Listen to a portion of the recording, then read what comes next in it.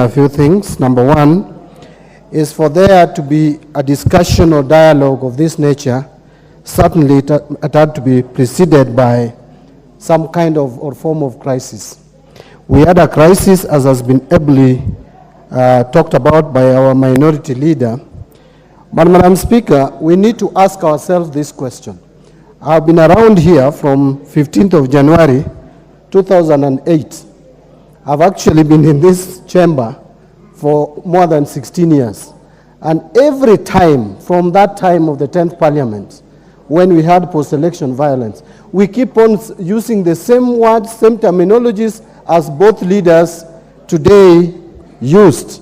That never again will this country experience the kind of violence. I mean, this is becoming rhetoric, Madam Speaker. And I want to say that as a country, we must ask ourselves fundamental questions. Why is it that after every election, we always have a crisis in this country? That is the question that we need to address. But looking at this report, I'm afraid to say that we still fear. We still gloss over issues. We have not addressed the main issue, the biggest problem, the challenge that we are facing as a country. It is about the system of government.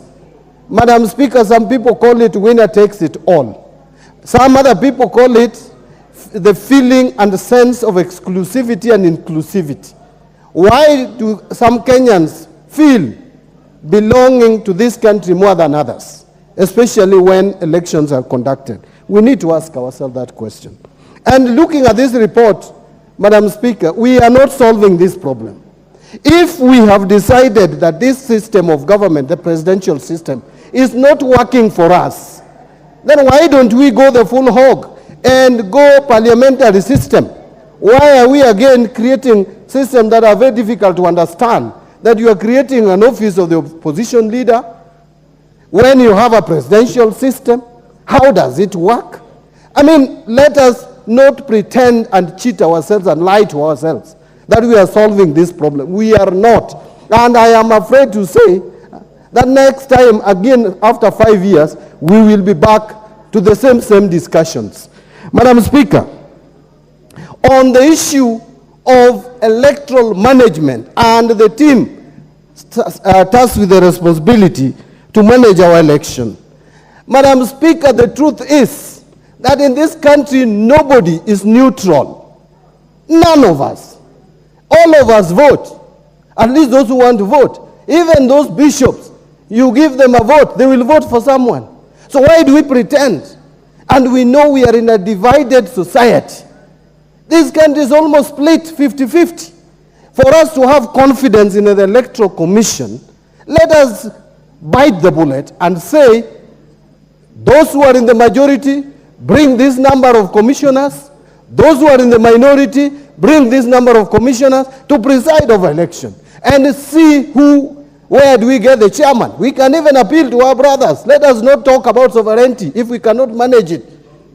Let us accept and even ask our partners, our friends across the continent, give us somebody. If Obasanjo can come all the way from Nigeria to come and mediate, we had Kofi Annan coming here to mediate. Why don't we just accept that because we can't trust any one of us to chair our commission and produce a good result, then let's go that route and have someone from out there to preside over election. Finally, Madam Speaker, if you allow me, on the issue of cost of living, my friend, those are opinions. Wait for your time. Who can help this member of parliament? Now, my last comment, Madam Speaker, if you allow me, is on the cost of living. Madam Speaker, let us not pretend and cheat ourselves that cost of living has gone down. It is only food-driven inflation which has gone down, and that is because we have had good rains. Madam Speaker, it has nothing to do with inputs. If rains fail in this country even for one season, we will go back to where we were. All the time when we had good rains in this country, Madam Speaker, we have had good harvest, and the cost of food generally go down. Honorable Baya has no point. There is no point of order. Madam Speaker. I want to speak on that. Take your seat. Honorable Owen is on a point of order. Point of order on relevance and truthfulness of information. You know, when John Mbadi stands, a ranking member, and says that cost of life has not gone down, I would like him to think like an economist, not as an accountant. You know, Honorable Speaker, you know, John Mbadi needs to know that when the dollar goes down, you know, the cost of production, the cost of export and import, all these go down. When they go down, they translate to money, real money that goes into the pockets of the people. When they go into the pockets of the people, it means they have more money. Order, Honorable Owen Baya. That sounds like information. Honorable Mbadi, complete your... First of all, what is out of order? There is no one on the floor. Honorable Roko, nobody is out of order. Honorable Mbadi, please conclude. As I conclude, you know, when you hear the deputy leader of majority talk about the dollar going, what do you really mean? So talk about things that make sense. Which dollar is going down and which shilling is going up? You know, relevance, I am very relevant. I was talking about the NADCO report. It is Honorable Mbadi who has brought dollar, which is not in this report. But let me conclude, Madam Speaker. Madam Speaker, cost of living has not gone down. It will not go down with the way this government is managing our economy. It will not go down. I am telling you, let rains fail even for one season. We will be worse off than even we were last year. So let us not cheat ourselves. Let us address the issue of cost of living with clear minds, professionalism. Let us bring technical people, people who understand how systems work, not academics like David D.